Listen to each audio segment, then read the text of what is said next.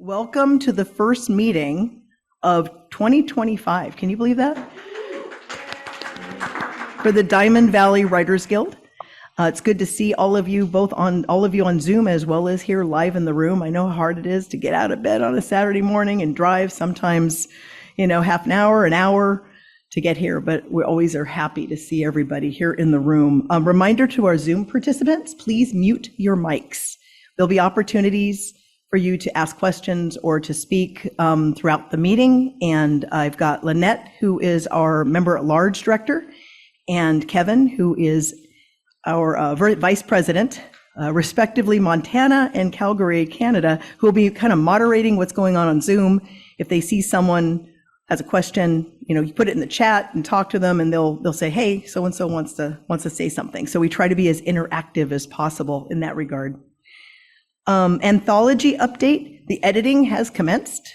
The wait list is still open. So if you have been working on something and went, "I just missed the deadline," or whatever, the wait list will be open until we finish the final edit on the final piece. We figured, well, let's give everybody a chance until then. No guarantee you'd be accepted if it's a late submission. However, because the letters have gone out to everyone who is accepted into the anthology. We have anthology guidelines on the table, and I'm sure someone could put something in the chat with a link to the anthology guidelines. You must be a paid member in order to submit to our anthology. I won't bore you with the guidelines. Reading those again, you can read them on our website. Let's see here. Shout outs. Lynette. Helps if I unmute. Can you hear me okay? Because I was having trouble with my headset.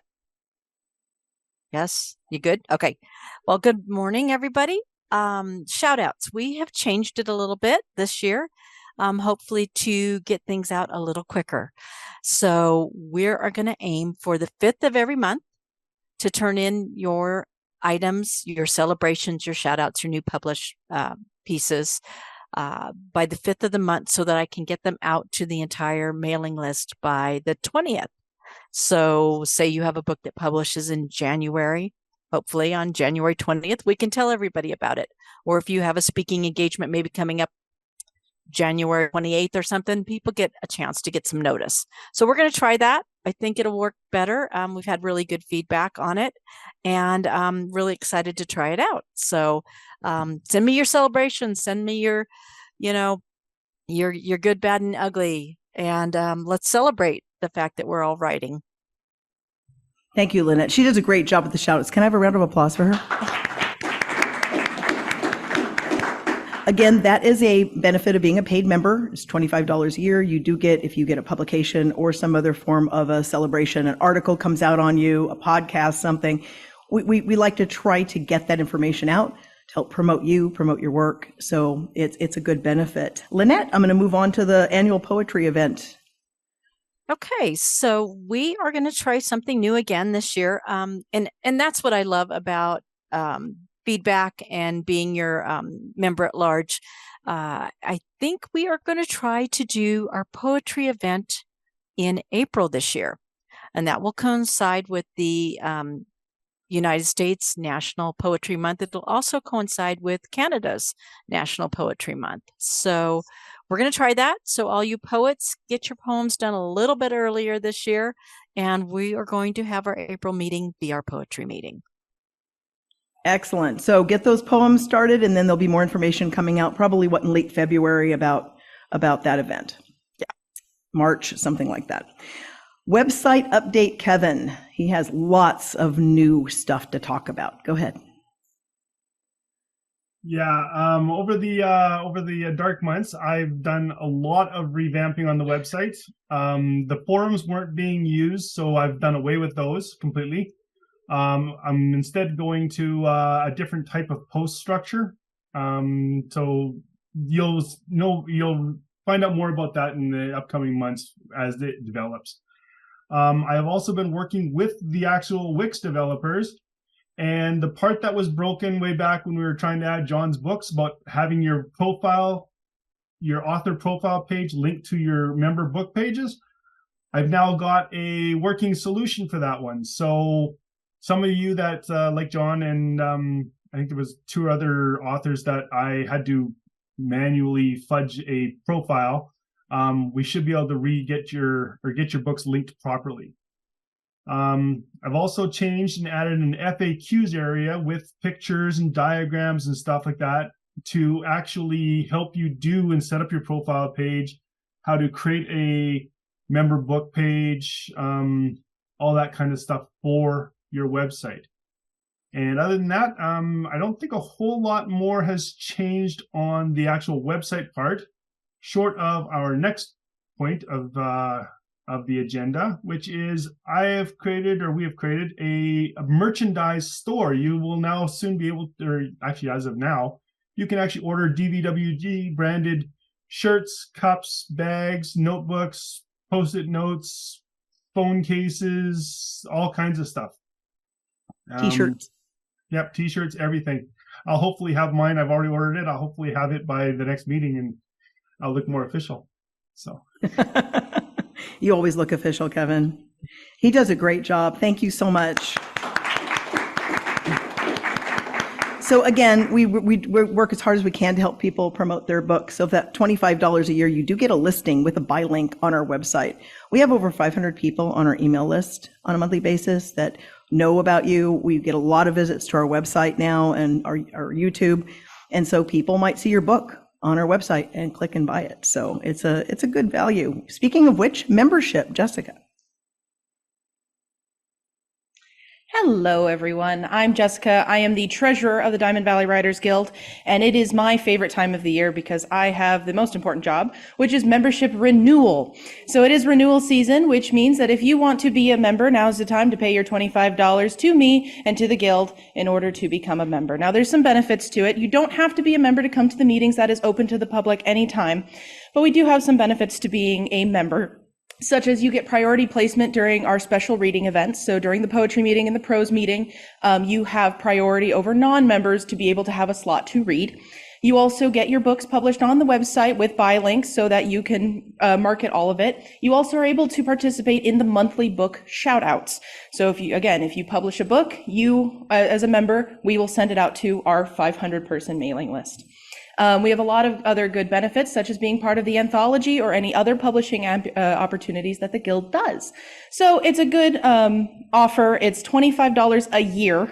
So you can either pay by cash, check, or through PayPal at dvwritersguild@gmail.com through PayPal, or you can come talk to me in the back and I'll give you all of the information.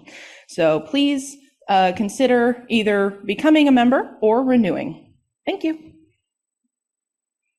Thanks, Jessica. That's a tough job. So what have you been doing that 2 years now or three? Three. This is four. So, not only does she get up here and have to then ask people for money in a down economy in a volunteer organization, she also has to interface with the IRS and the state of California for, the nonprofit and the, corporation. And so it's a big job. It's probably one of the most important jobs we've got here for the Guild. So thank you, Jessica, for your volunteerism. Speaking of which, we can always use more volunteers. Angie, thank you for coming again in the morning. The Zoom and hybrid, yay for Angie. Angie Little. And she just shows up and she says, what do you need me to do? When that's what we need, more people in the room in the mornings trying to help us get set up so we can start everything on time. Let's talk about member successes and any kind of an announcement. Does anyone in the room have a recent publication, something's coming out, a podcast, a speaking engagement, anything that they would like to share? The mic is in the center of the room if you want to get up and talk about it. Or maybe you just started a project or you just finished a project. Anything? Okay, how about on Zoom? Go ahead, Kevin. One thing I forgot to announce was I have finally finished the transition of straitjackets. So straitjacket has now been preserved indefinitely on Wix's Free for Life platform. Mm-hmm. So the URL's changed a little bit, although I am redirecting the actual straitjackets.org. But it, as of I think it was about a week ago, I've managed to transition the entire website and all of the content over to the free Wix site. So it's now saved for perpetuity. Thank you. That was a huge job too, by the way. for those of you who don't know, the Guild had a magazine that came out 3 times a year for 5 or 6 years. You know, was it 5 years, 6 years? And we decided to sunset that in favor of working towards doing like anthologies and different sorts of projects. And what we wanted that to be preserved for everybody. So if you have an old Straight Jackets article, you can go onto that archive, find it, be able to link to it, put it on your website, your whatever, to say, hey, here's an example of my writing that was published 4 years ago or whatever. Again, we've been a nonprofit since 2016. We've got quite a bit of history, and we didn't want any of that lost. So thank you, Kevin. Huge job. Good thing he lives in Canada, where there's nothing to do in the winter. Sorry to interrupt, but I know my husband, Benjamin Spada, was just made it as a finalist. Honey, I'm sure you want to share that great news. I think I'm going to be talking. He said he's going to be talking enough. He'll do it in a little bit. But Jackie, Okie dokie. you are great. You are a great wife. Let me tell you. Yay, Jackie. Okay. We have one more on Zoom. Kathleen, you want to go ahead? Yes, I'm just super jazzed. The very first book I wrote, that was absolutely horrible. How many of you remember those? First book. Terrible. I finally published on the 29th of January or of December of last year. So I'm just super, super glad to have that going, and I'm just can't believe I did it. Thank you. Hey, wonderful. Let's see, any other member successes, announcements, anything of that nature? You know, one thing I'd like everybody to do, we've never done this before, but I'm kind of curious because I see lots of faces out there. If you guys could put in the chat where you're at, if you're not from the Hemet San Jacinto Valley, I'd love to know. I see Marco there, and I know you're in Utah, right, Marco? Yeah, so just put in the chat, just to put the state or the location that you're located, if you're even from California, far away. I'd love to know who we're reaching. And welcome everyone whom I don't know that's out there. All right, so I do want to make one more quick announcement. This is a plug for another group, 2 other groups actually. California Writers Club, they meet in Ontario the 4th Saturday. Past President Sam here is in the room. He's also a member of Diamond Valley. So if you're looking for more opportunities to network, you know, talk to Sam, or if you email us, we'll put you in contact with California Writers Club. They're centered in Ontario, Inland Empire. And then tomorrow is the Temecula Valley Writers and Illustrators meeting at Old Town Temecula at the City Hall. They're a little different. They encompass everything from art, illustrators, lots of comic book stuff, as well as traditional writing, and big variants, just like our group, everything from New York Times bestselling author members to first time ever tried to put a word on the page. So it's another good group if you're interested. They don't do Zoom, so you have to actually physically go there. Okay, last chance for any announcements. Michelle, can you hear me? I can. Is that you, John? Yeah. Sorry, I'm having difficulty with my camera here. But I did have Inland Valley, the California Writers Club. I was their guest speaker last month, and I covered a class about how to get published on Amazon books, and it was very well received. A lot of interaction with the writers group, and it's a great bunch in Ontario. Also during the winter break, I was published in 2 different magazines. I think I sent out links. This is, and I'm sorry for my camera. This is one of them. It's the what is it? That's this is the Veterans Breakfast Club, and I did a guest speaker thing for them too a couple months ago. And they featured me in their magazine, which was really cool. And then the Military Veteran Society of America featured one of my essays in their winter 2005 magazine. And then I published 2 books last month. I finally got my children's book, Player the Magical Dog, and that literally took me about 2 years to make. Because going through trying to get illustrators, and it was kind of difficult. But anyway, book turned out real well. And then I started a series for veterans, and this is called, I don't know if you can see it, but I put my website on the link. You can look at this stuff. This is Veteran Survival Guide. PTSD is not a 4-letter word, but I created a self-help series of books for veterans, and this is the first. And the second one should come out in February. So I've been kind of busy. That's it. Oh, okay. Thank you, John. We call John Colonel Mac. He's a retired colonel. What was your rank? Yeah, I was 32 years military, Marine Corps, a little bit of Army, Lieutenant Colonel. It's called a Mustanger. I started as a private and worked my way up, and by the grace of God, got out as a light colonel. Well, thank you for your service, John. Thank you. Okay, so we're going to have a writing tip, a short writing tip today. You could bring up the PowerPoint. By the way, if there's anybody interested in helping with writing, hello, come on in. Anyone helping with writing tips?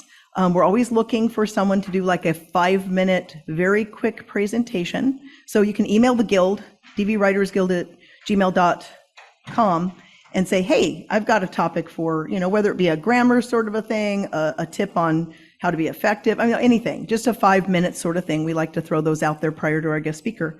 So today I'm going to revisit a presentation that I did last year over at Temecula Valley Writers and Illustrators called Building Your Creative Community. And I think my clicker is going to work, right? Where do I need to point the clicker?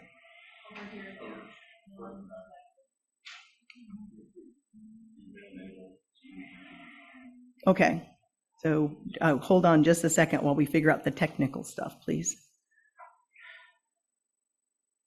This is a pointer. This isn't a clicker. Oh, here it is. I see. Don't want to hit anybody in the face with a laser.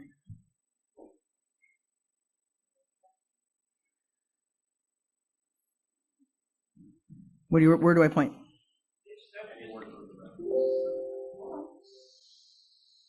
It's the top button, right? Okay. I think we got it. Okay.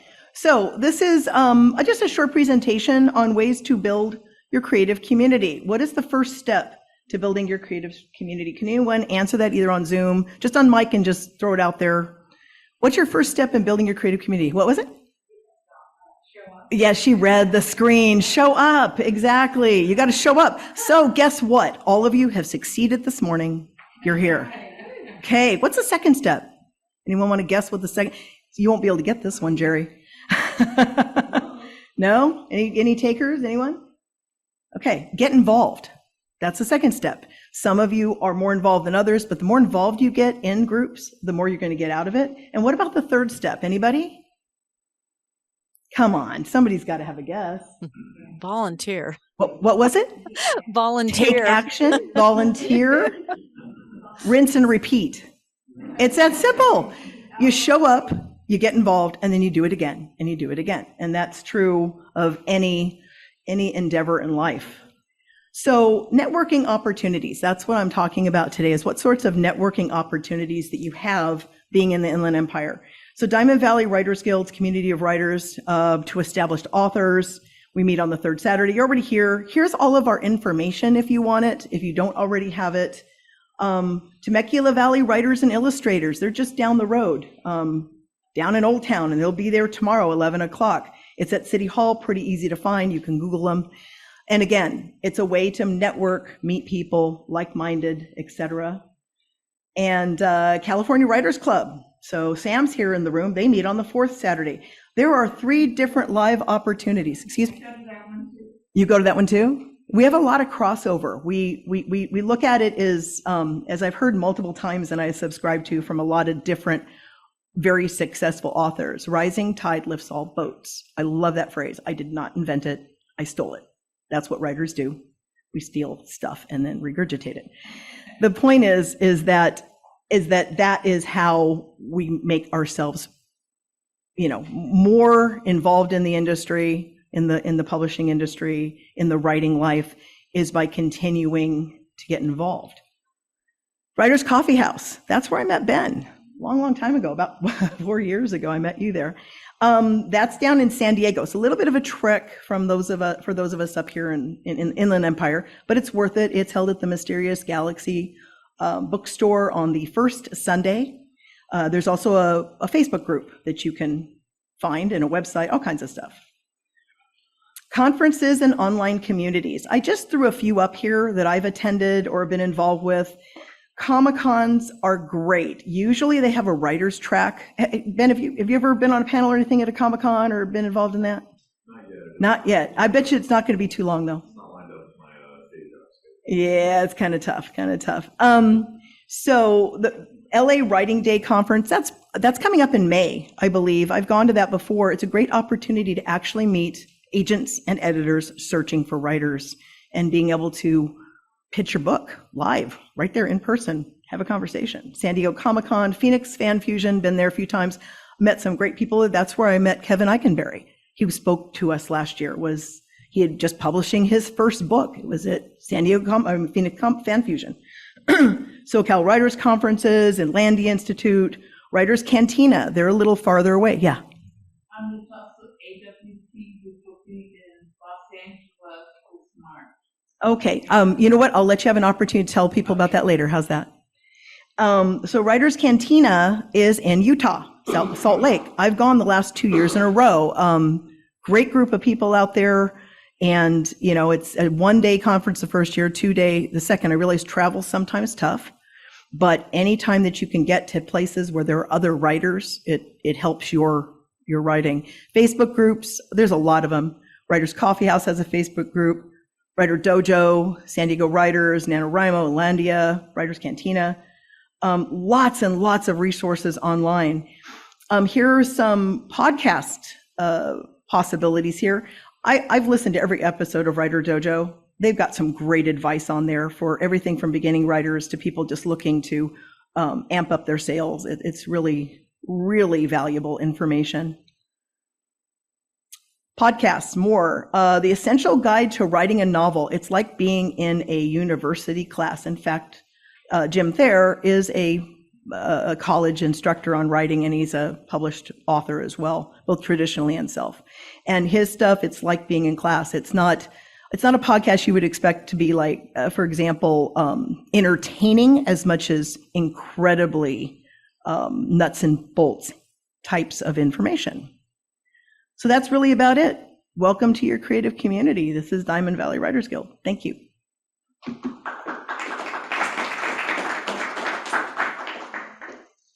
I'm sorry. Go ahead. Do you want to come? It's hard for you to come up here. Repeat it again.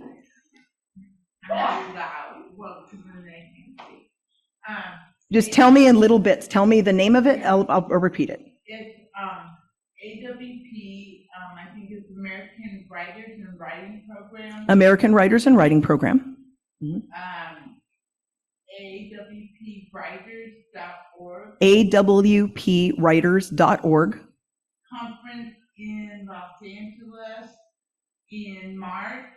March conference in Los Angeles. And last time I went, there was only 17,000 people there. Oh, small gathering of 17,000 people. Okay.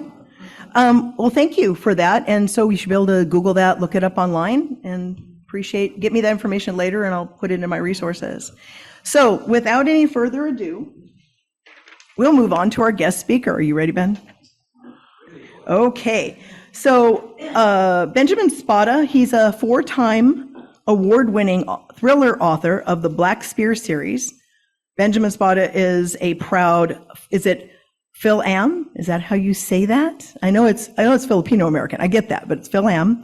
Dedicated taco and lumpia aficionado, avid sci-fi and horror movie fan, tattoo collector, comic enthusiast, and 2-time holder of the Platinum Trophy in Elder Scrolls Skyrim. That is definitely a resume builder, let me tell you. For the past decade, Benjamin has served in the United States Marine Corps, where he's taught martial arts, operated as a section leader in the Wounded Warrior Battalion, and served overseas to help train our foreign military allies in defense against chemical, biological, and nuclear weapons. He has trained Marines, sailors, federal agents, and other friendly forces in individual survival measures. Despite these grim assignments, he has carried on with equal amounts of sarcasm and stoicism, all the while managing to retain his lifelong passion for storytelling. Born and raised in California, Ben lives in Fallbrook with his wife, Jacqueline, who is on the Zoom today. Thank you, Jacqueline, for supporting your husband, and 4 daughters, which I hear are very young. That's been the word on the street. He's got lots of little ones. So come on up, Ben. Thank you for being with us this morning.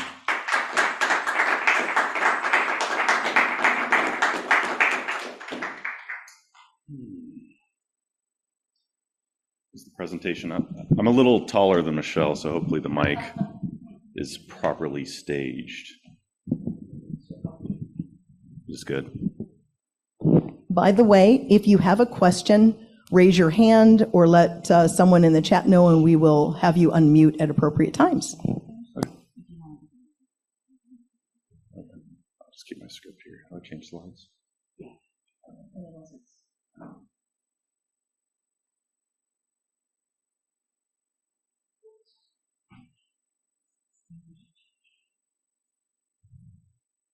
How do I look? All right. Good morning, everyone. Well, that's me, Benjamin Spada. I want to thank Michelle for inviting me to present here today.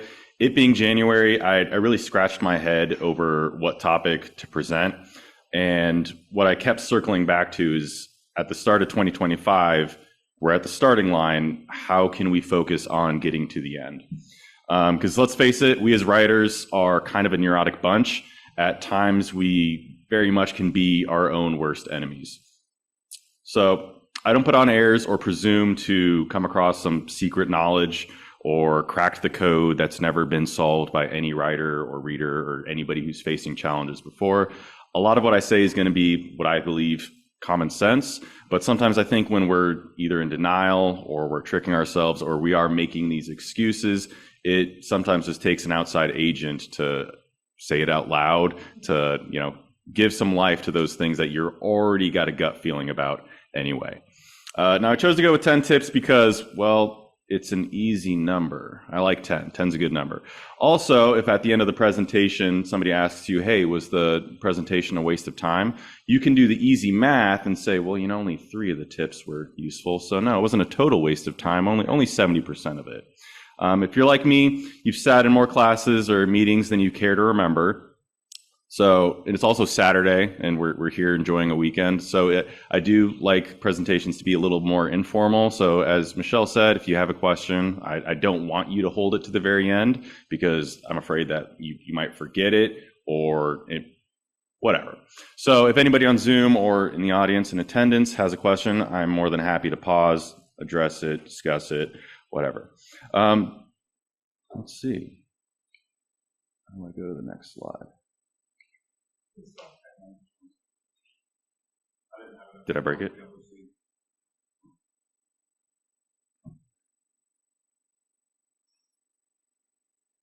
That's cool thing about being bald is you can't tell how old the picture is. If it wasn't for the tattoos, I think it was very recent.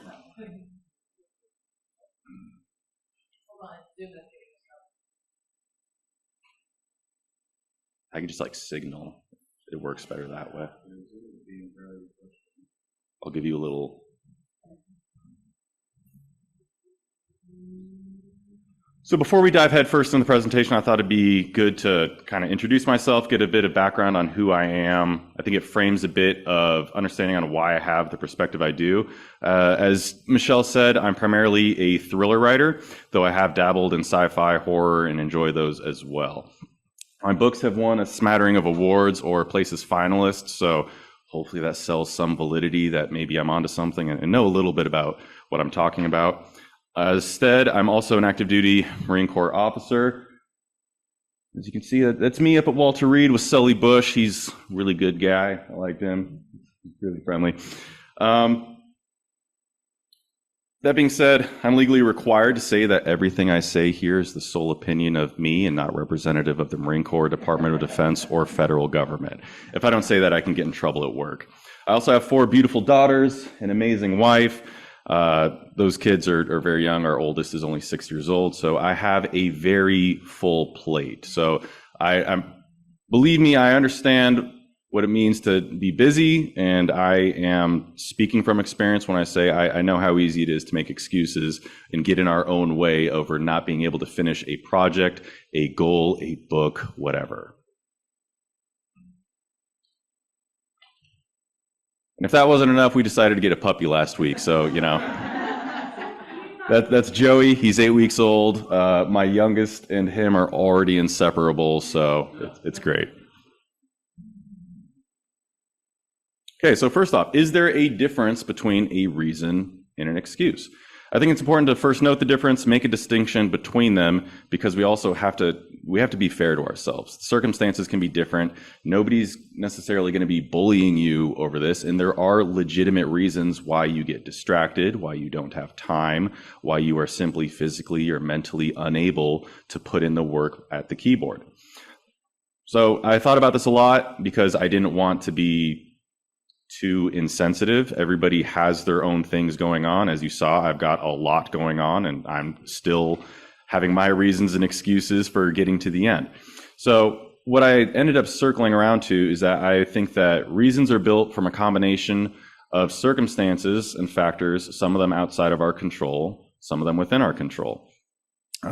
Things like other people's actions, those are reasons. Excuses are similar, but they're used in a way that avoids responsibility. It would be an excuse if I showed up today late and missed the presentation because of traffic, because I didn't take the responsibility to wake up earlier.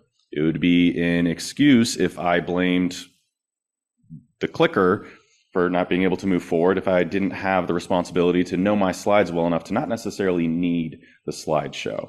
So at the end of the day, the only difference between an excuse and a reason is, and this is my opinion, I feel an excuse shirks the responsibility and the onus to purely external factors. It's not my fault. There's other things outside of my control. And we'll get into that later. Yes, there's absolutely things outside of your control. But even then, there's still little things you can do. Odds are that you've got a gut feeling on what the truth is. All I'm saying is be honest with yourself. And if you need to make the changes, and if these tips apply, then do it.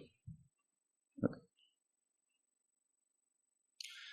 So how is it going to go? I'm going to put up an excuse. We'll, talk about it if we need to, and then I'll go into the tip that I've incorporated into my own writing kind of procedures and journey that I have found helped accelerate me and keep me on track, focused on the goal. And whenever I hit these hurdles or bumps in the road, what have you, that I don't completely stop. And that's the number one thing you want to avoid doing when you've got that work in progress, is to stop entirely.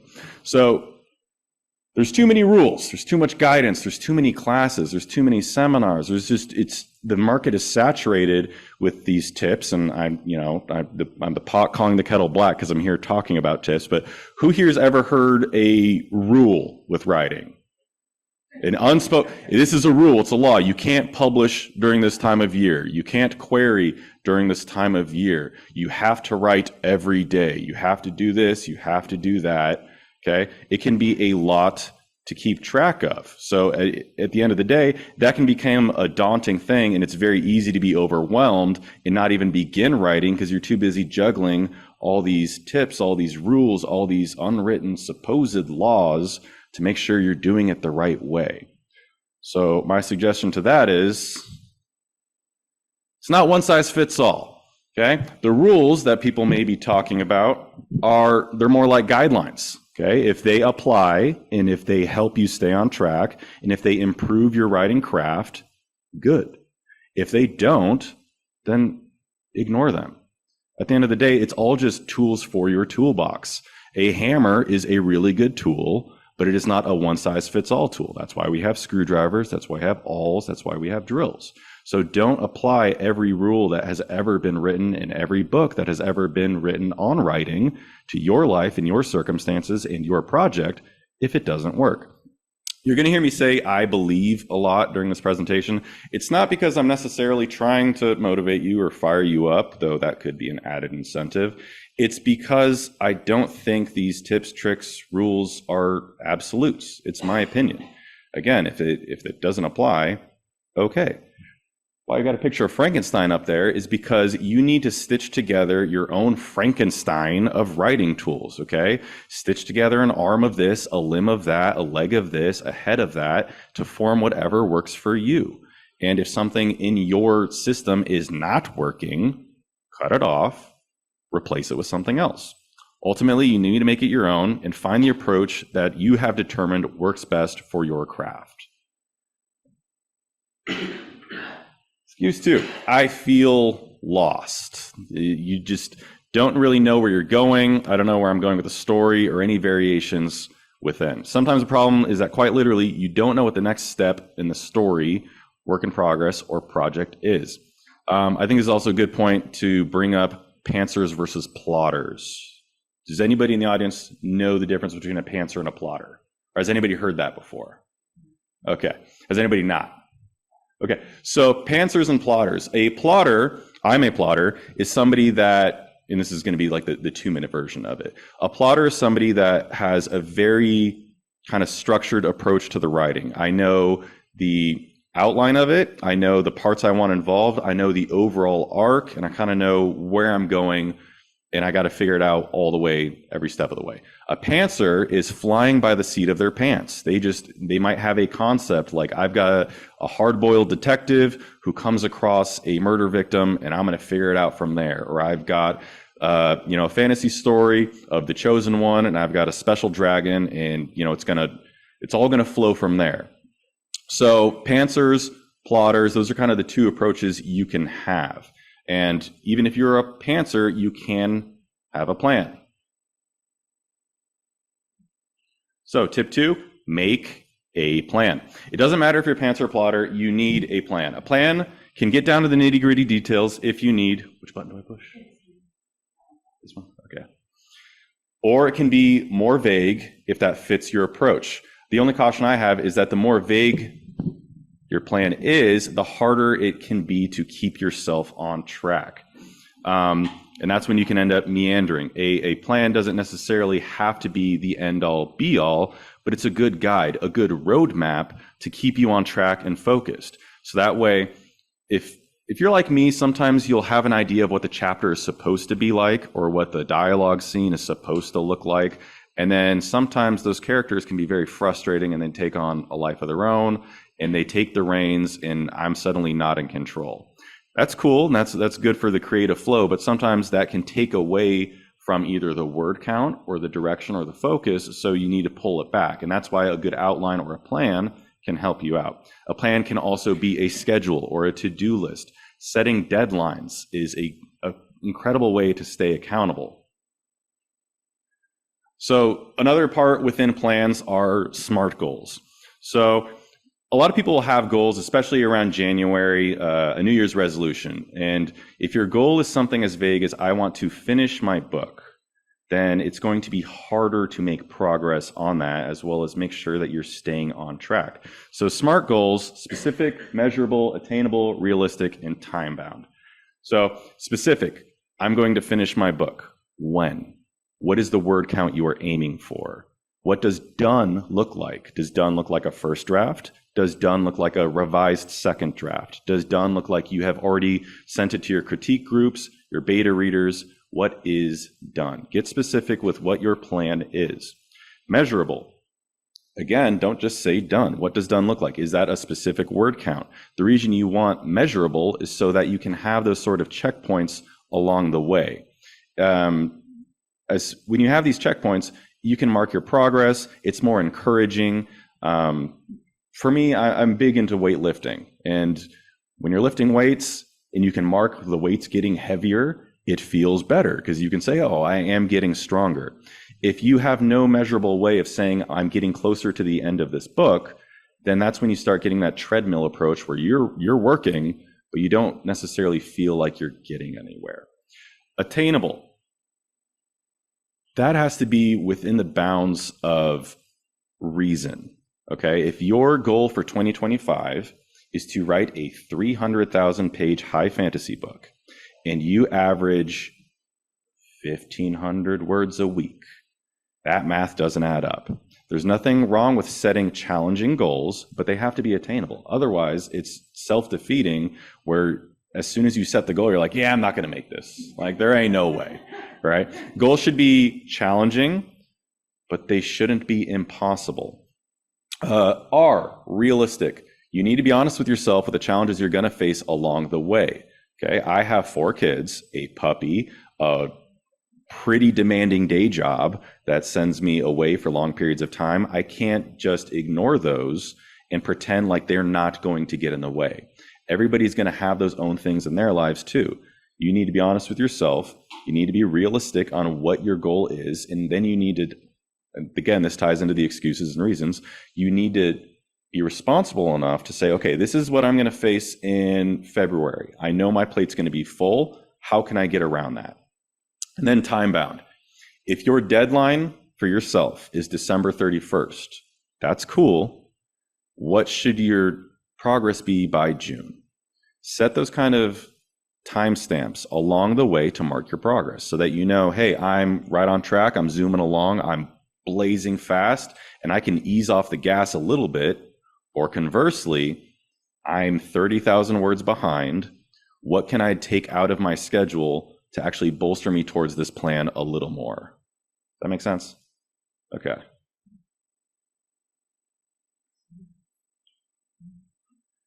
Excuse 3, I don't have time. I think this is, everyone in this room probably has muttered this at one point or another. And we all have our free time, however limited or gratuitous your free time can be. And depending on how stressful your day is, when you finally get that free time, despite thinking about writing all day and despite wanting to write all day, sometimes you're in the scenario where you don't want to write at all. There's a new season of Squid Games on Netflix. There's a new podcast I want to listen to. My wife probably wants me to spend 15 seconds of my time around here. Hi, honey. So I don't have time. And the tip I have for that, because time is the only thing you can't really make more of. There's only 24 hours in a day. And despite me standing up here blabbing about, hey, be responsible, do this, do that, at the end of the day, you can't make more time. Sometimes there just isn't time. I am the pot calling the kettle black because I am very busy most of the time. So my tip for that, find your ceiling, then set your floor. Now, what do I mean by that? This is something I've applied across various areas of my life. Your ceiling is when everything is optimal and ideal. If you're a superstitious writer and you've got your special writing pants and you've got your special table at your favorite coffee house and you've got your essential oil diffuser going just right and your coffee has cooled to the perfect temperature, right? And nobody's bothering you. There's no problems at work. Your kids aren't yelling at you, and you are cranking out, averaging, 10,000 words in that session. It's a 2-hour uninterrupted writing session. That's great. That's your ceiling. That's when everything's perfect. Your floor is whatever you can eke out. And unfortunately, in this, you can apply this outside of writing as well, but we can be very self-sabotaging when we don't have enough time. I don't have 2 hours to write, so I'm not going to write at all. Okay, if you have 20 minutes, what can you do? Can you write one sentence? I'm sure you can. And so setting your floor and evaluating what that floor looks like can cram out these little kernels of progress. 500 words here, 100 words there. Because 100 words, if you passed elementary school math, zero has zero progress. Okay? You can't divide by it. It's infinitely more than zero, and all the pennies add up to dollars. And if you're as busy as I am and you keep waiting for that 2-hour uninterrupted writing session, it doesn't come.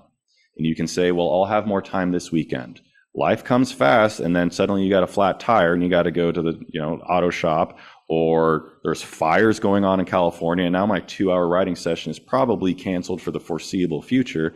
Okay, find the time, whatever it is, be realistic with yourself and ask yourself, can I do anything in this time period? I was talking to somebody in the back earlier about how lately my writing has looked like me on a couch for 20 minutes in between coming home from work and being ready to prepare dinner. And maybe I can write a couple paragraphs. And that's good. That's better than no paragraphs. And being able to look at that progress at the end of the week, and those paragraphs add up to pages, and those pages eventually add up to a book, it is much more beneficial than doing nothing, standing still and saying, I'll have more time later. If you're feeling the winter funk and, avoiding the sunlight and it's kind of bringing you down, and maybe you're just not motivated, you have the time. Okay, now you have it's blocked off for an hour or whatever. It's a Saturday and nothing's going to be bothering you, but you're just not feeling it. This can be one of the more frustrating things to run into, because it's like you've got all the gas in the car and the engine just isn't starting. You were passionate about it. You know roughly what you want to write, and yet the engine's just not starting. The spark is just not lighting. It can be incredibly deflating, because it's like, I'm ready to go, but I kind of don't want to, right? Anybody been there? Yeah, that feeling sucks. Tip 4, motion is lotion. Meaning, if you ever feel like those creative gears are gummed up, you need to get moving. For me, that's physical exercise. For you, it can be whatever it looks like. It can be just getting out of your house, walk around the neighborhood. And when I say moving, I don't really necessarily mean physical exercise.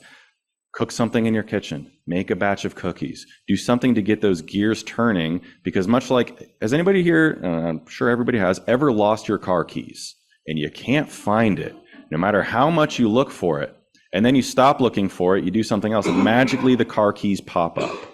I'm a firm believer that sometimes the writing creative process is similar, where I just can't get started, right? I know roughly what I want to do, but I'm just not in the mood. Okay, well, go do something else, get yourself moving a little bit, get some fresh air, fresh perspective, get the gears turning in another direction for a moment, and it'll be good. Exercise also, scientifically proven to release some serotonin, right? Some feel-good emotions.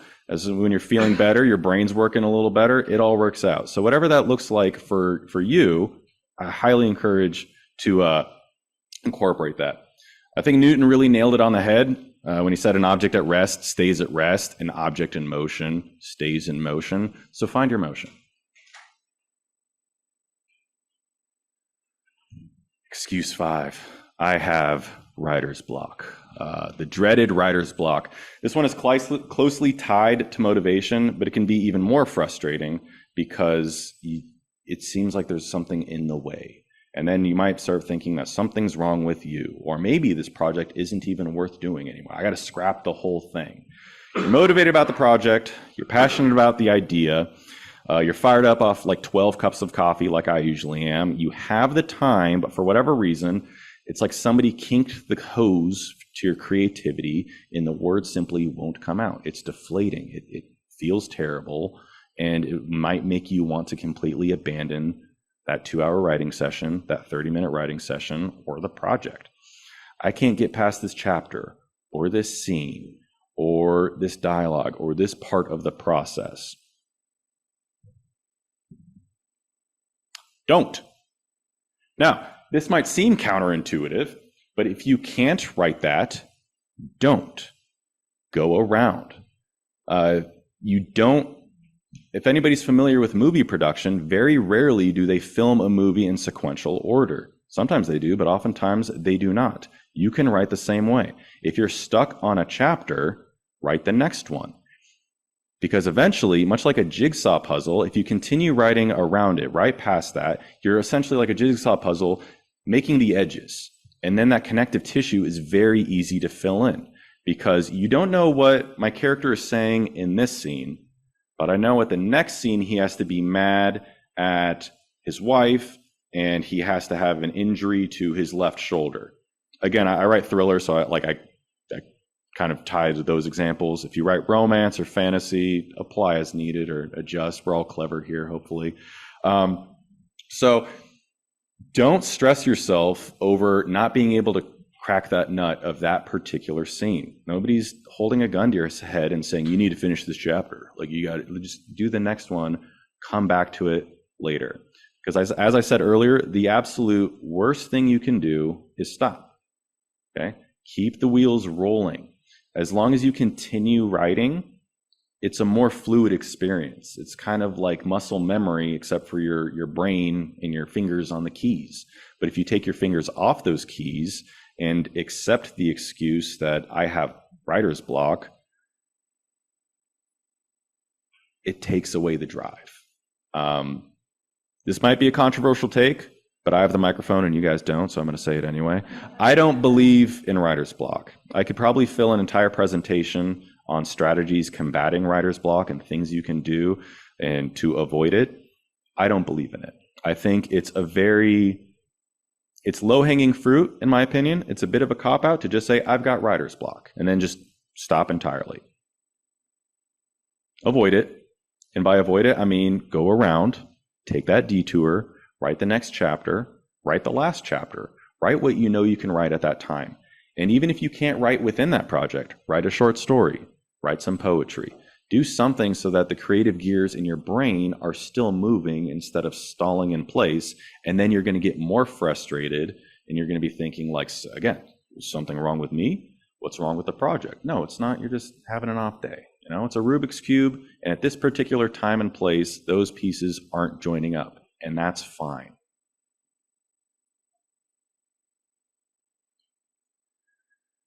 Q6, this part of the writing isn't my strong suit. We all have strengths and weaknesses. I really like action scenes in books. It's probably why I gravitated towards the Marine Corps. It's probably why I write thrillers.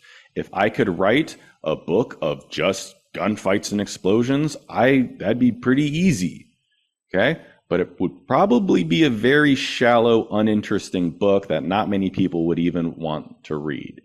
And again, apply as needed, but avoiding the harder parts, the boring parts of the book, right? The scene you don't want to write, but you have to get to the next part.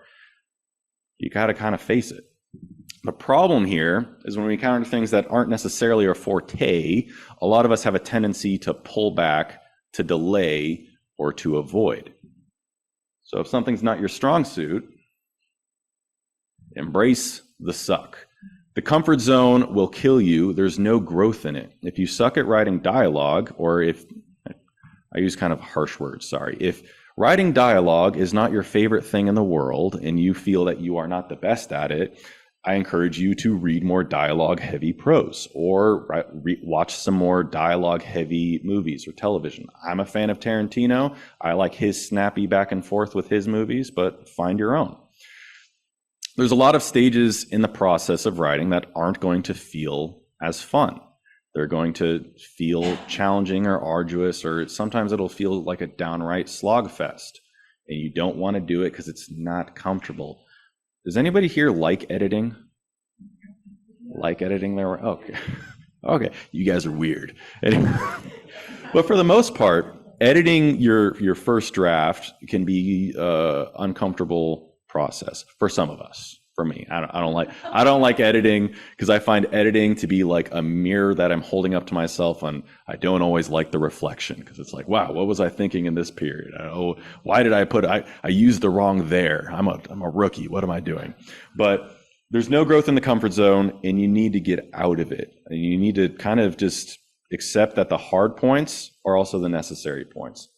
If you avoid everything in your writing that is hard, then your writing career is going to be hard. However, if you face it, then your writing career is going to be easy. And the bottom line is that if it were easy, everybody would be a writer. Everybody would have multiple published books. And if it weren't challenging, nobody would ever congratulate you on your milestones. Nobody congratulates you on brushing your teeth because it's very easy to do and it's not that uncomfortable. Okay, so you need to kind of embrace the harder parts and face them, and you got to seek self-improvement so that you continue developing. A term that one of my writer friends is fond of saying that I really enjoy is level up, which is that eventually you need to get to the next level of your career, advance, evolve as a writer, and you can't do that if you're doing the same thing that you were before. If you are not earning more skill sets, if you aren't developing further, then you're staying in place, and everybody knows that the only fish that goes with the flow is a dead fish. So level up, gain the experience, keep going. Or excuse number 7, it's hard to build a routine. Now, it being January, so fresh off this new start of 2025, a lot of us are going to be very fired up and goal-oriented. It's around February or March that we start to fall off, and it's that back to the grind mindset, and we default back to our previous operating system, if that makes sense. So it's hard to develop a new routine. And depending on how old you are, 30, 40, 50, older, there is some truth to the saying it's hard to teach an old dog new tricks. I got it. You might be set in your ways, and if some 30-something bald guy in front of you is telling you, hey, you got to start doing this, you're going to be like, no, I've been me for the past 50 years. Nothing you say is necessarily going to change that or make it easier to adjust my routine. I understand that, and I'm not trying to understate that or downplay it at all. So how can you get around to developing a routine? Accountability is key. So we can have our goals, we can have our plans, but you know what else helps just a little bit? A touch of shame. And what I mean by that is by telling other people what you've got going on. Hey, Michelle, I'm writing a horror novel. I'm trying to start querying sometime in June. Michelle knows that now.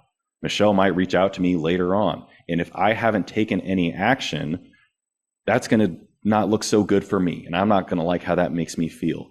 I'll put that on my schedule right now. 30 days, is that enough time? Oof, we'll be close. I got to get through the edits first.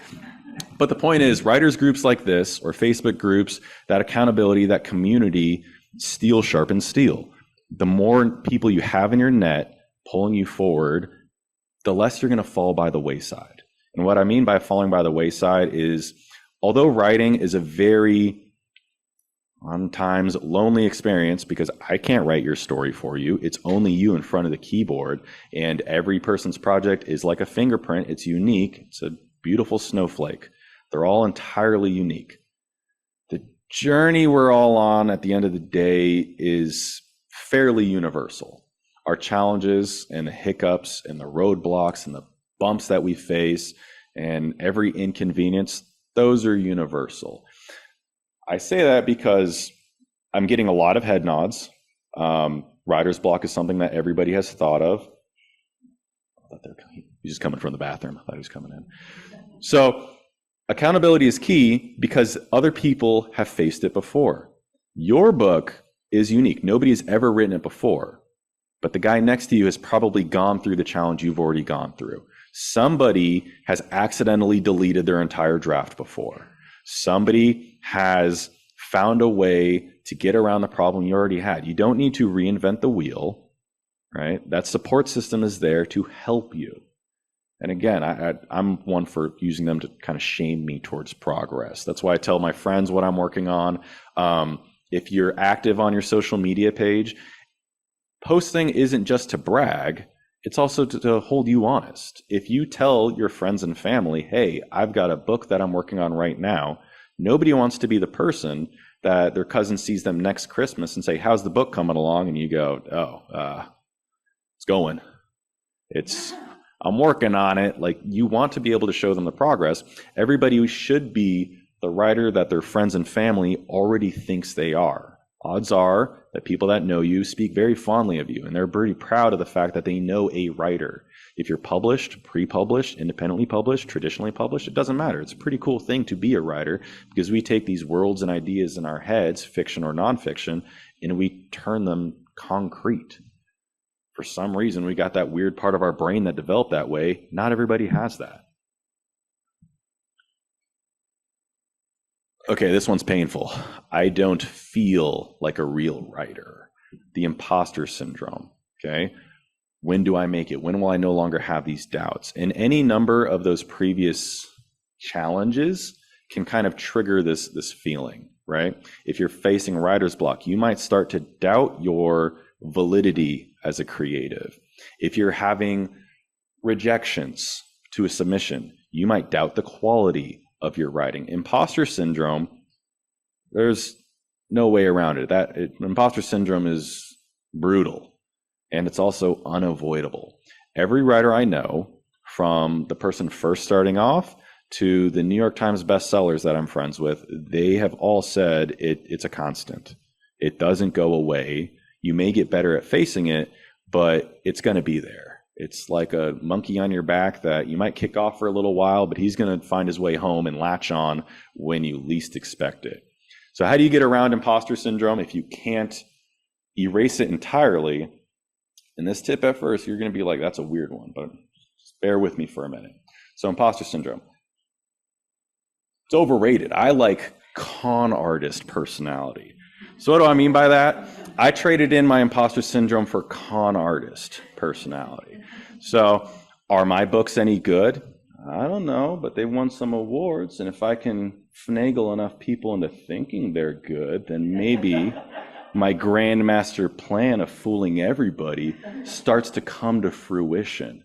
Do I know what I'm talking about? I don't know, but Michelle invited me here, so I tricked her, right?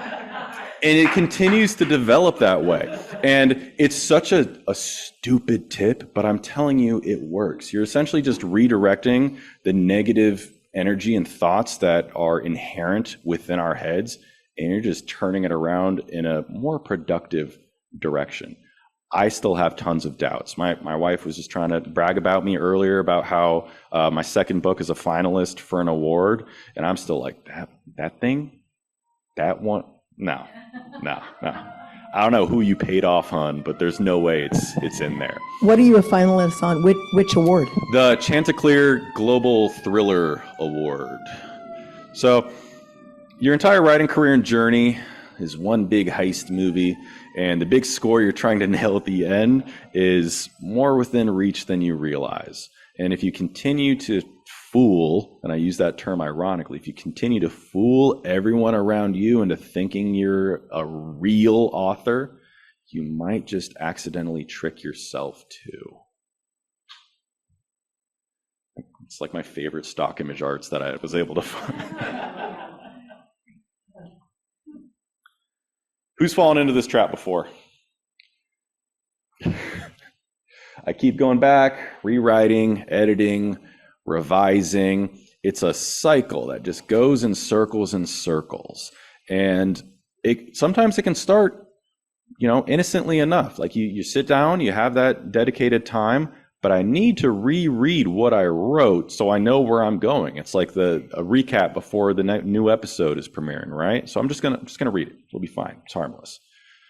I don't really like that word there. I'll change that one. I don't like that sentence. Now I can punch that up a little bit. Next thing you know, your 2-hour writing session is cut down to 30 minutes left because you devoted 90 minutes to erasing everything you just wrote. And you were really proud of the 8,000 word count that it was sitting at, and now somehow it's doubled back to 4. But you're working. You're on a treadmill. You are working, but you might not feel like you're going anywhere. And that can be one of the most frustrating hurdles to run against. In this trap, oh boy, me personally, I still fall into this trap, and I swear, I'm gonna have to buy handcuffs and handcuff myself away from my keyboard so that I can only read, so I don't type, and so I can just get to the starting point again and not change anything. So what's the tip? Perfection is the enemy of good enough. Eventually, you need to check yourself. You need to know when to stop, and that's sometimes just a gut check and say, I'm leaving it the way it is, okay? I can correct it later. We, as writers, can sometimes obsess over making sure the first draft is perfect. It is a fool's errand. The perfect first draft is the one you finish. That's what a second draft is for. Just get it out there. You can revise it afterwards. There's a reason we have edits and revisions, okay? If insanity is doing the same thing over and over again and expecting different results, then insane writing is writing the same page over and over and expecting to get to the end. Perfection is the enemy of good enough. Okay, if you are your own editor, okay, but I'm of the opinion that we are blind to our own mistakes. You can't effectively 100% edit your own work, so you need outside eyes. So if you're going to need outside eyes anyway, stop obsessing over getting it picture perfect. Has anyone on Zoom or in the room ever read a published book and found a typo? I have, right? And those are published. So we have some hand waving going on saying that yes, they have. Does anyone have a question before we go any farther?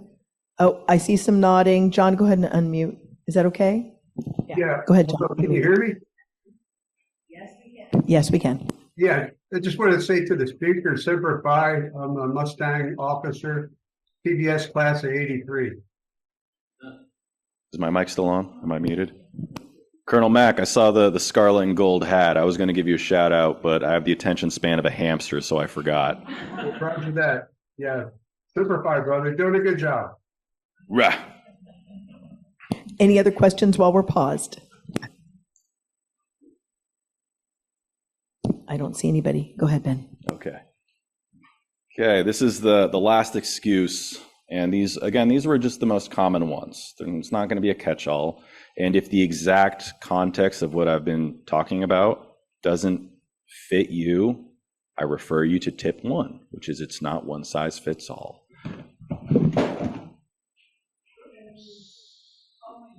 Did they see it on Zoom? Did the internet see me make a mistake? Oh, that's bad. That's bad. Oh. So excuse 10, I'll do it tomorrow. Much like I don't have the time, when we continue to put it off for tomorrow, next week, this weekend I'll have time. I just need to watch 12 more TikToks. Is that banned? I don't know. Anyway, Sunday? Oh. So this persistent thing that's going to come. Like, I don't have the time right now. I don't want to. I'll do it tomorrow. Let's put it off. All right. It's on the to-do list. We'll get around to it. It's a trap. It's a hole. And if you continue to tell yourself tomorrow, you're continuing to put off what you want. One of the best definitions of discipline, I was told, is that discipline is the highest form of self-love because it is giving up something you want now for something you know you want in the long term. It is very easy for me, once I get all 4 of my kids to bed and I have talked to my wife for her allotted 30 seconds at night, to just sit on a couch and turn a movie on, because that's what I want at that time. What I want in the end is to make sure that the book that I'm writing is published. So how do you kind of keep focused, stay on track when you just, I'll do it later. This one's kind of a grim one, but memento mori, it's a Stoic teaching that remembering that your time is limited, okay? It's not forever, and that's not necessarily a depressing thing. It's more of, it makes the time more valuable, and it'll make you more aware of not squandering what time you do have. Life happens out of nowhere. Being active duty military, I know that things can change at the drop of a hat. I'm not scheduled to go anywhere until March. That could change tonight. You could get hit by a car on your way home. And how terrible would that be if you didn't finish your book because you said you would start writing it this weekend? Things can change. Fires can come in California and suddenly your laptop that had everything written on it is gone, okay? Time is limited. There is no tomorrow. Just like Apollo Creed told Rocky, it's not guaranteed, so use the time you have now. It's a beautiful thing. It should continue to drive you forward. You shouldn't feel guilty or stressed out over it. You should be proud of the fact that you are using your time wisely. That was 10 excuses, 10 tips. At this point, do we have any more questions? Any questions in the room? Go ahead and go to the mic, please. Can you go to the mic? Al, the mic. The mic in the middle of the room. Can hear you. if you have a question. Yeah, go to the mic if you could. Right in the middle of the room. There you go. And then anyone on Zoom, put in the chat if you have a question, and I'll call on you. Well, this is more of a statement than a question, actually. But somebody in a writers group I was in about 5 years ago told me about NaNoWriMo, and I decided to try it. And I was so skeptical. I can't get to 50,000 words. Why would I do this? What am I thinking? And I did it anyway. And I told myself, I got to write X number of words every day. So if I fell behind, then I have to work extra hard. So I don't like that feeling of being behind the 8 ball. So I did my words every day, and I actually got to 65,000 words at the end of the month. Nice. So ever since then, every project that I set up, even if it's not for NaNoWriMo, I treat it as if it was, and I set a calendar and write down how many words I did that day and how many words I need to do the next day to get it by the end of the month or whenever the deadline is. So that's just one thing. Have you ever done anything like that where you've just set an absolute deadline? I'm going to have it done by. Does everybody know what NaNoWriMo is? Everybody on Zoom? And okay. So I did NaNoWriMo last year, and I would accredit November of 2023. That was last year. 2 years ago now. Yeah. Anyway, so I would credit that to being able to really establish what my ceiling is, because I got to 70,000 words in November. Granted, I was on vacation. I was on leave the entire time. So that is optimal writing. That is me at my absolute max. And so like if I did the calculation, it's not necessarily realistic because I can't be on vacation every month. But if I could get 70,000 at my absolute highest output, that is like a gauge that I can now use to calculate less ideal. Okay. It's when I say leveling up, I know that now that is my threshold. Like that is when the stars are aligned. I'm wearing my special writer's pants. The coffee is really hot and brewing and never ending. And the muse is whispering in my ear just right. I'm in a good mood. My kids happen to not be sick that week because they're always sick since they're in elementary school, right? And then it just passes around the household for like a month straight. So yeah, I've done NaNoWriMo. I like it. It's a good measurement, I'd say. It's a good challenge. The actual official NaNoWriMo site has ended up in some hot water recently because of some AI stuff, but neither here nor there. I didn't really do anything with the official NaNoWriMo group. I just kind of like unofficially, a con artist, under the table, used November as a month to try to get to 50,000 words. And again, hey, shame works a little well. If I tell people I got to get to 50,000 words in this month, I got people that are, pinging me for my progress and bugging me, and my wife encouraging me and saying like, did you get your word count this day? I'm like, no, I was playing video games instead. I'm just like, okay. Not really a 11th tip. I guess we could go for a secret. We have a couple more questions. Okay. And just to piggyback real quick on the NaNoWriMo, we've had many of our members over the years utilize National Novel Writing Month to either kickstart or to finish a project or start one, and with huge success. Many of our members, in fact, Jerry's nodding, she's participated.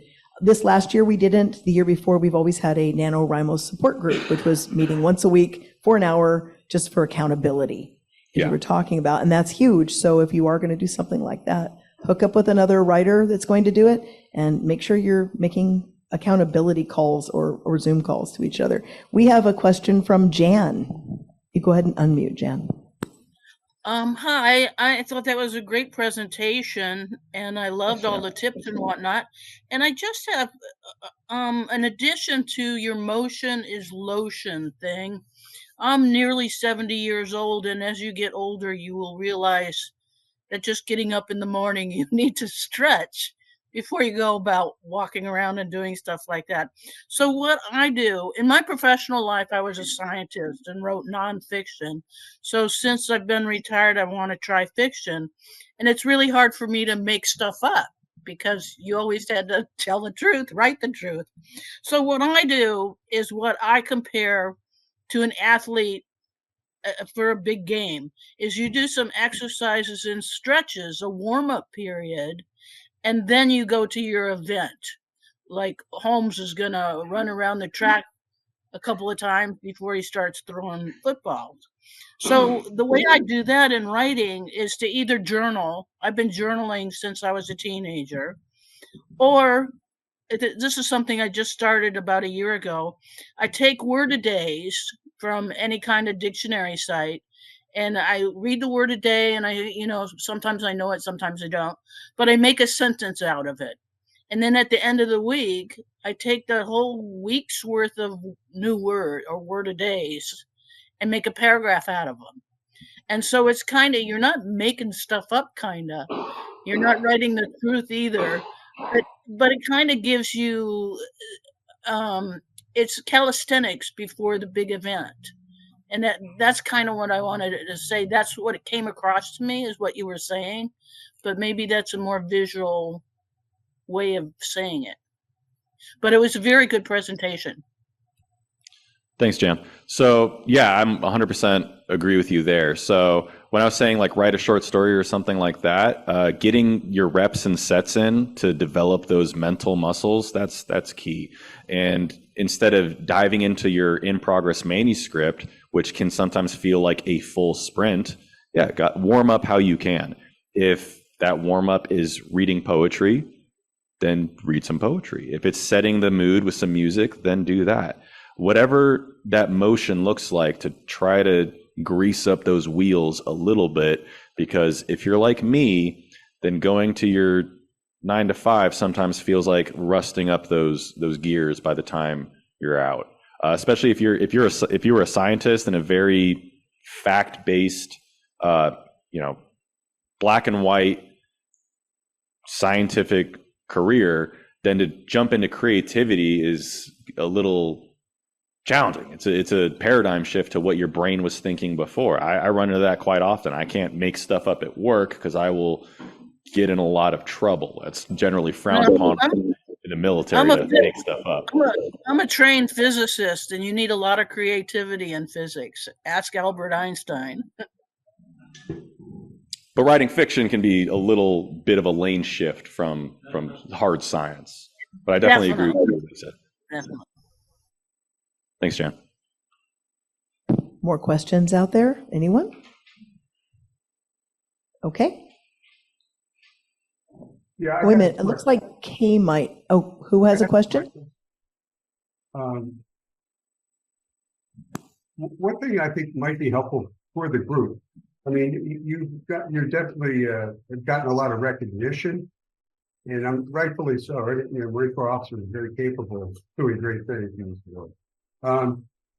The contest that you have been involved with, I think it'd be helpful if you shared some of that information on how to go about finding out where these contests are, and literary contests, and maybe sharing some websites on how you went about that. I think that would be helpful.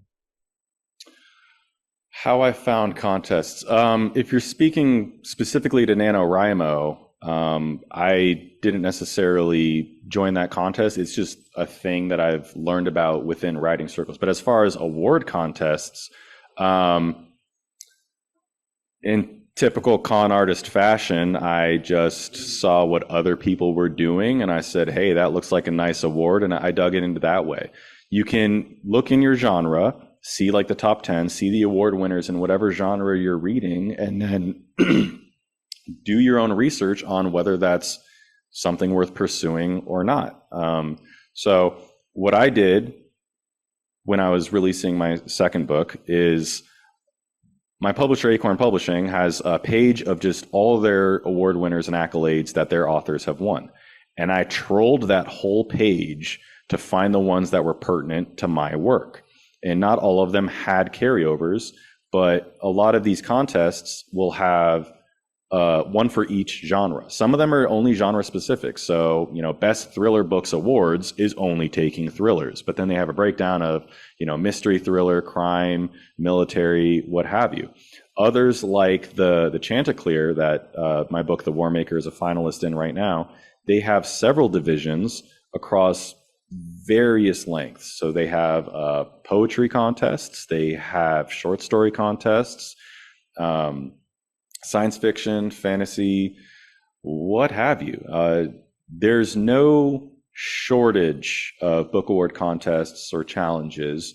And to toot the con artist hat a little bit, the average person and reader doesn't necessarily scrutinize how many are real awards or not. If you got a picture of enough trophies on your This Is Me page, they take it as fact.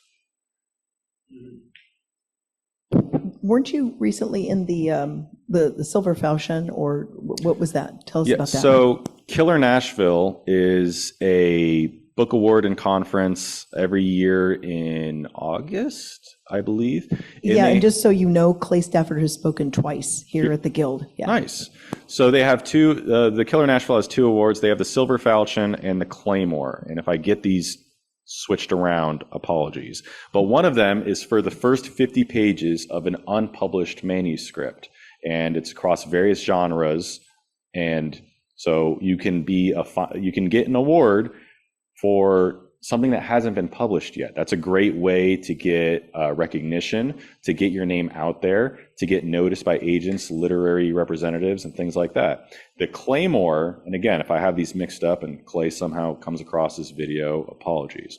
But the Claymore is for published. So they have an award for published and they have an award for manuscripts. And this past year, I had 2 manuscripts that were selected as top picks that made the short list. And then the Warmaker was a finalist for their Thriller Award for the published ones. Congratulations. Go ahead, Greg. My name is Greg Porterfield. I was just wondering, I seem to do an awful lot of research in my writing. Go to a place that I haven't been before. I will Google it. I'll find out. In one of my stories, there's a train that goes across from Seattle to Chicago, the Great Northern. I didn't know anything about how I was going to get my people to go from that point to Chicago in that direction. And I ran across this Great Northern Railroad and did a lot of research on it. And yet I included very little of that research in the book. How much do you spend time researching some of your stuff, and how much of it is just, your gut direction? Thank you for that question. There's no easy answer to that. I have done a lot of research in certain areas, but then when I'm diving more towards science fiction, I have a few people that'll ping what I want to do off of them and then have them almost bounce it back to me and like, okay, so that's fake, but here's how you could make it a more realistic fake. Research is key, I'd say, because it builds validity. Because the last thing you want to do is, for instance, if I'm writing a gun shootout scene and the mechanics of the firearm simply don't work that way, then my core demographic is not going to like my writing. It's just like if you're writing about the Northern Train and it went in a direction that it geographically is impossible or doesn't do or anything like that, you're going to have these people on the internet and in the Amazon reviews that are going to flame you over not getting every detail right. So I caution you about, it can be a bit of a quicksand situation where, like, if you've ever fallen down the Wikipedia rabbit hole of like, oh, I need to learn about this, and then it leads you an article to leads you to an article to leads you to an article, and eventually you've got pages and pages of research. And like you said, like, I'd only incorporated some of this. I don't think that's necessarily wasted time or energy because it built your understanding of it. And so once you have a grasp of the concept or history, location, piece of technology, physics, as Jan was saying, if you have that grasp now you can kind of tailor it and fine tune it down to word it in a more concise way, because nobody wants to read necessarily an encyclopedia of the train. They want to read your story that involves the train. I've definitely done copious amounts of research, and I've also found myself doing the word vomit, word dump of like, I've got a page and a half just talking about this thing that I could summarize it in 2 sentences. The servo moved like this. And instead I'm talking about the voltage and the amperage and the robotics and everything. And I'm like, oh, I don't need all that. And your readers don't necessarily need all that. But research is key. Intel is key. I never want to write about something I have no idea writing about. But that's because I think it's because I'm a plotter. If you're more flying by the seat of your pants and you're just having fun on the journey, more power to you. Me personally, I'm not comfortable writing that way because I'm kind of neurotic and have some anxiety, and I don't want somebody like busting into the room and being like, "On chapter 34, the electricity doesn't work that way." I'm like, sorry, fire can't burn that hot. So I think research is good as long as, and again, to tip 9, like it's good enough. Like you don't need perfect research unless you're writing like a nonfiction how-to manual or something like this. Anybody writing like a book on car engines or something? If you're writing that, yeah, your research should be pretty tight. But if you're writing fiction or just historical fiction or something, I don't think there's anything wrong with winging some of it, a respectable amount of some. Again, con artist. You got to dupe them a little bit. Any more questions? My head looks really shiny. There's been an ongoing chat back and forth about music in writing and how your playlists or et cetera. Do you want to address that maybe of how you feel about music and writing? I have strong feelings on music and writing.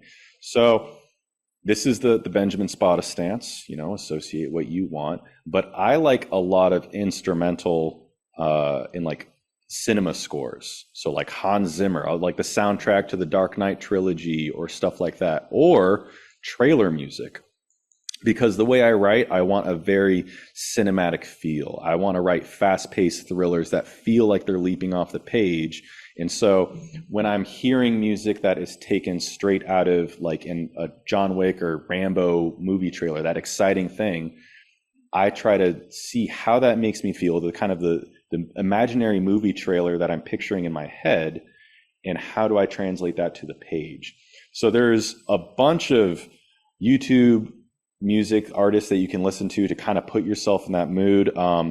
Immediate Music is one, and they have like every genre. If you want to get in the mood for horror, they've got these really dark, like string songs of just very eerie, atmospheric music. If you want something more pulse pounding to get your adrenaline going because you're about to write the big climax and the hero's about to face the villain and they're having their showdown, they've got that too. Immediate Music, Liquid Cinema, and I'm gonna be unprofessional and take out my phone. I have Apple Music actually. Yeah. Sorry.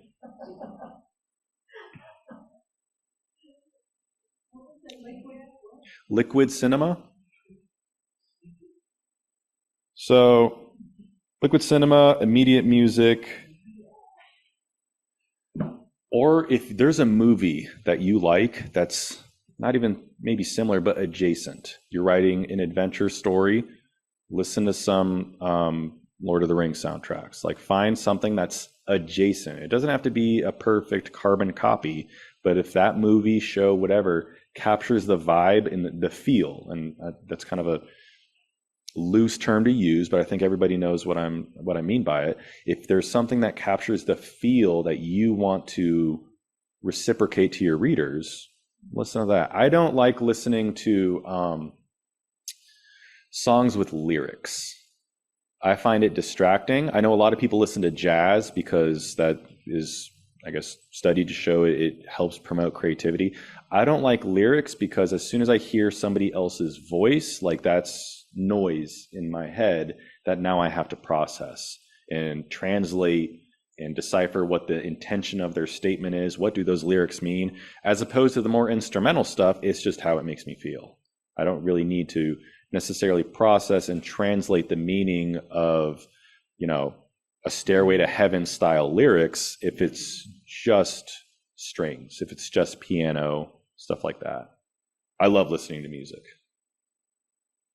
Okay, so that's a big yes. Anybody want to, it looks like, I think Marco wanted to weigh in on the whole music thing because he had several posts in the chat. Did you want to say something about it? Not really. It's just I usually do listen to stuff when I'm writing, usually every night. I'm so sorry. And thankfully, for the most part, I don't let it distract me, especially if I know what I'm gonna write before I start. Like if I know how the chapter's gonna look.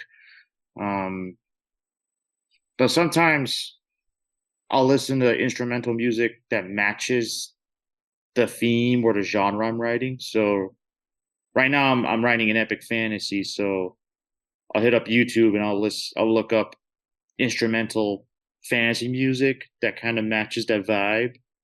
That way it'll help me write what I want. Maybe better if I truly feel inspired at the moment, but for the most part, I can listen to just about anything. I just don't really like silence. That's the main thing. I need something going on in the background, but that's just me. Well, I think it's a lot of people, right, Ben?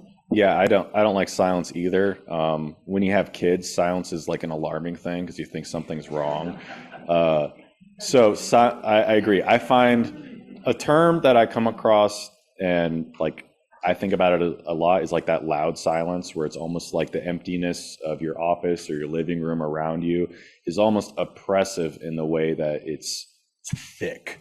So music for me, it helps cut through that a little bit and make the emptiness more palatable. When I say emptiness, like I usually write outside of those snippets where I'm on the couch about to make dinner, like I usually write late at night once everybody's asleep. I tried to do the early morning writing, didn't really work for me because my early morning is an even earlier morning when I want to write before I go to work. So I found that music, instrumental stuff, orchestral stuff, choir stuff, it cuts through that fog a little bit and it fills the room in a way that's more conducive to my writing, if that makes sense. I don't like silence either. Because when silence makes me eventually feel like something's wrong. Like, because I'm not hearing those keys type and I'm not hearing, the dialogue in my head, and suddenly silence just feels like stillness, which feels like lack of progress. And then my brain starts overthinking things. I do that quite often. Okay, so since we're on the topic, what other sorts of techniques and rituals do you personally use? I know you had your PowerPoint regarding ways of, breaking through some of the roadblocks to coffee. Okay, he's holding up the coffee. I try not to be too superstitious with my rituals, purely for the sake of my life can be pretty dynamic. And I don't mean that by like, oh, it's exciting. I mean, things can change at the drop of a hat. So are there places that I like writing in? Yeah, I've got, there's a cafe maybe 5 minutes from my house that I really like writing in. But I don't like the idea of having these superstitions where I need to write there, or I need to have this song on, I need my special lucky underpants, because in my mind, that just gives me more reasons, and not reasons, it gives me more excuses not to write if they're not there. Like, my table at the cafe's taken, guess I'm not writing today. Or, my lucky underpants are dirty, I can't write today. So for me, the only thing is coffee. And thankfully, coffee is pretty much everywhere. So I've gotten weird looks because I've had like a coffee at, 7:00 at night where was I? It was a restaurant and like everybody was having beers and I asked for a coffee and I got some weird looks. I don't drink, so that's also a thing. But as far as mantras and rituals, outside of making sure I've got caffeine, that's it. Other things I do while I'm writing, I will set myself to a timetable. And what I mean by that is this little electronic rectangular window to the entire universe is within our grasp at all times. And as a writer, you should have a platform, you should have social media presence, but that's a double-edged sword, and you can find yourself getting sucked into doom scrolling, right? Or TikTok or YouTube. You check a text message and your friend sent you a funny video about cats, and then like next thing you know, 45 minutes has gone by. So when I'm in the zone and when I'm being disciplined with my writing, I will allocate myself time to be on my phone. And other than that, I will put it on, do not disturb, and I will make sure that I'm not being distracted. My computer is only for writing and a little bit of internet. I don't install computer games on it. I don't install other programs besides McAfee, and I only use it for like Googling research. I don't use it for streaming videos or anything else like that because I don't want my Netflix or my Max or Disney Plus. I don't want anything logged in there because that's, again, more avenues for me to be distracted by. Like, it's a very Spartan laptop. It's got Microsoft on it and some pictures that I've saved because they make me happy to look at. Other than that, I try to keep it bare bones to avoid distractions. That makes sense.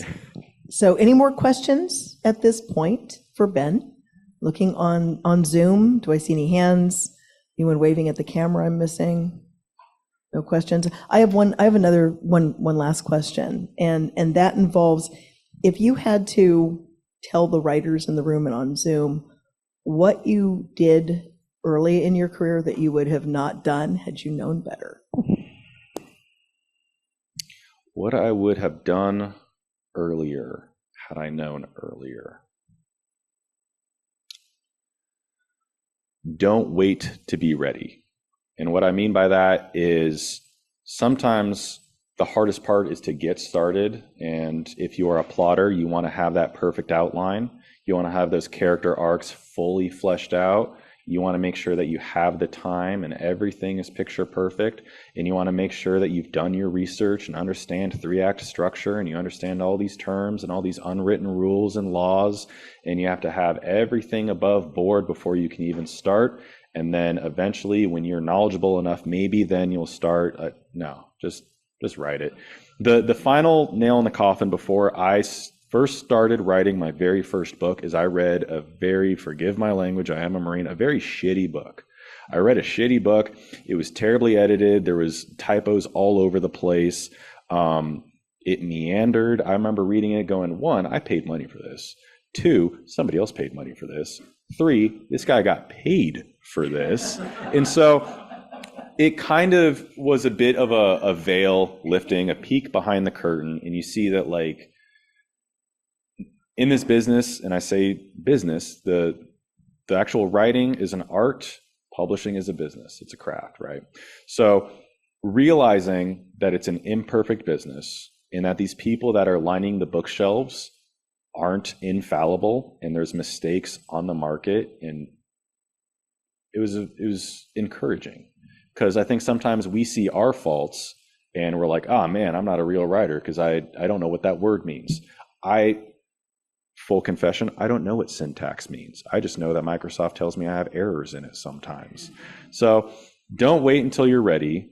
You can figure it out as you go, and yeah, it'll all, you're going to be fine. It's all going to work out. Everybody's going to be okay. That would be my advice. Thank you.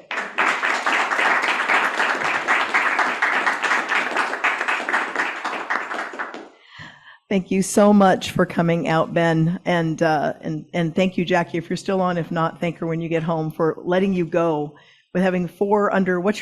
How old is your oldest? 6. Yeah, he has 4 under 6 years old.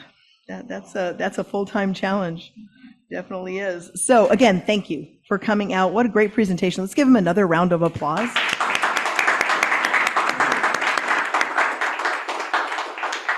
So, coincidentally, the speaker for next month is Ben's publisher. That wasn't planned that way. That's just sort of how the schedule, and those of you who were in one of the presentations a few months ago, that's right, I have to lower this because I'm shorter than Ben. A few months ago, a couple months ago, I can't remember which month, but Dennis Crosby came. Remember Dennis? He was great talking about PIs. It's his publisher as well. Her name is Holly, and I'm gonna try to get this last name. Is it Kamir? Kmeyer. Oh, I sure messed that one up. Holly Kmeyer, and she is the co-founder and acquisitions editor for Acorn Press, or Acorn Publishing, which is a publishing house in San Diego, one of the largest in California, and she publishes a wide variety of genres, and she's going to be speaking to us next month about demystifying the publishing, or demystifying publishing options. She'll be talking about traditional publishing, small press, self-publishing, vanity press, hybrid publishing.